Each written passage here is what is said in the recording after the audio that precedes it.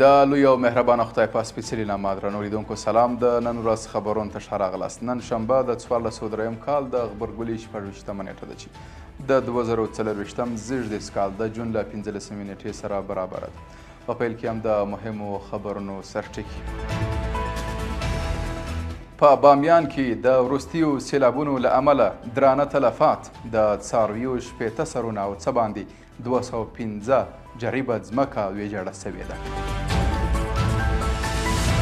د پاکستان له سفیر سره د ازبکستان د ترانسپورت وزیر لیدنه.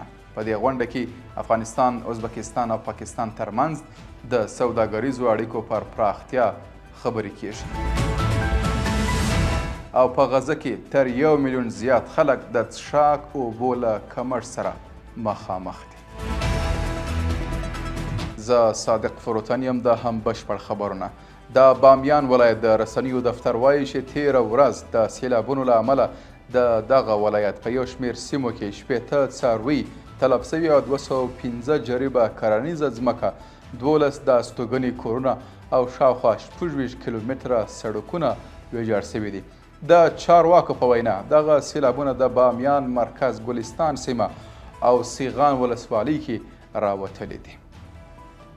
د ازبکستان د ترانسپورت وزیر الهام محکوموف دغه هیواد کې د پاکستان له سفیر احمد فاروق سره د ترمز، مزار شریف، کابل، پېښور د اوسپنې پټلۍ پروژې د بیا څېړنې په موخه کتلې. د راپورونو له مخې په دغه کتنه کې دواړو خواو د تاشکند او اسلام آباد ترمنځ د سوداګرۍ د زیاتوالي په موخه د افغانستان له لارې د څو اړخیزه ترانسپورت پر پراختیا ټینګار کړی دی.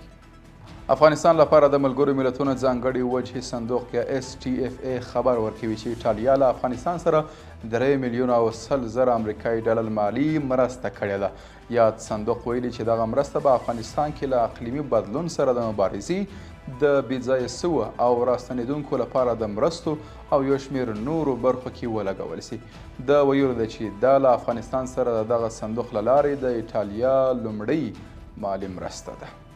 او په پای کې د خوړو نړیوال پروګرام یا WFP د اجرایوي رئیس مرستیال او عملیاتي مسؤل کارل سکاو پر خپل ایکس پاڼه لیکلي چې د غزې په جنوب کې 1 میلیون فلسطیني بېځایه سوي د څښاک اوبو او روغتیایي خدمتونو څخه بې برخې دي.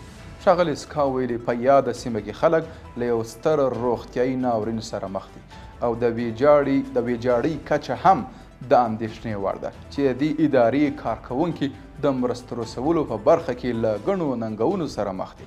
له بلې خوا د فلسطین روغتیایي سرچینو اعلان کړی چې پر غزې د صهیونیستي رژیم د تېرې ورځې جمعې د غبرګولي په 25مه بریدونو کې د یوې ماشومې په ګډون 25 تنه فلسطینیان شهیدان او 10 تنه نور ټپیان سوي دي.